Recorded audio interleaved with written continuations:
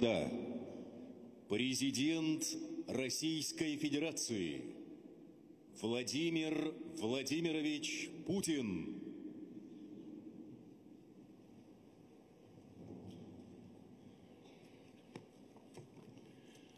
Дамы и господа, дорогие друзья, Mes chers amis, avant toute chose, je voudrais vous souhaiter sincèrement la bienvenue et vous remercier. Remercier nos amis, nos partenaires. Vous êtes arrivés à Moscou pour partager le bonheur de la fête de la victoire contre le fascisme, honorer la mémoire des sauveurs de l'humanité. Le 9 mai est une date très importante pour notre peuple et pour cette vérité historique que personne ne pourra taire, ne pourra renier. Nos pères, nos grands-pères ont accompli des exploits incomparables pour leur pays, pour leur maison, pour le droit d'affirmer leur destin, de parler leur propre langue, d'élever leurs propres enfants dans leur culture et leur tradition.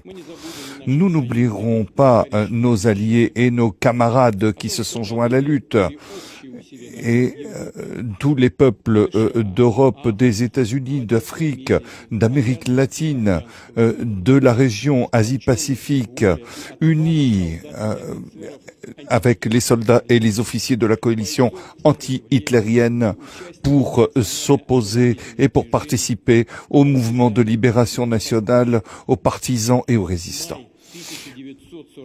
Mai 1945 a ouvert la voie à une nouvelle architecture de la sécurité mondiale, à la création d'institutions clés, l'Organisation des Nations Unies. Notre devoir devant la génération, c'est d'utiliser ce potentiel de façon intelligente. Je le répète, aujourd'hui, lorsqu'on parle de l'instauration d'un ordre mondial plus juste, avec la signification et l'importance de l'ONU est plus que jamais d'actualité. Il faut renforcer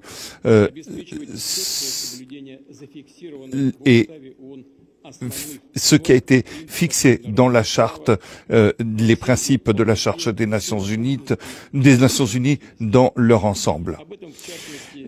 C'est notamment ce qui a été dit lors du sommet de Kazan, où beaucoup de délégations présentes aujourd'hui étaient déjà présentes.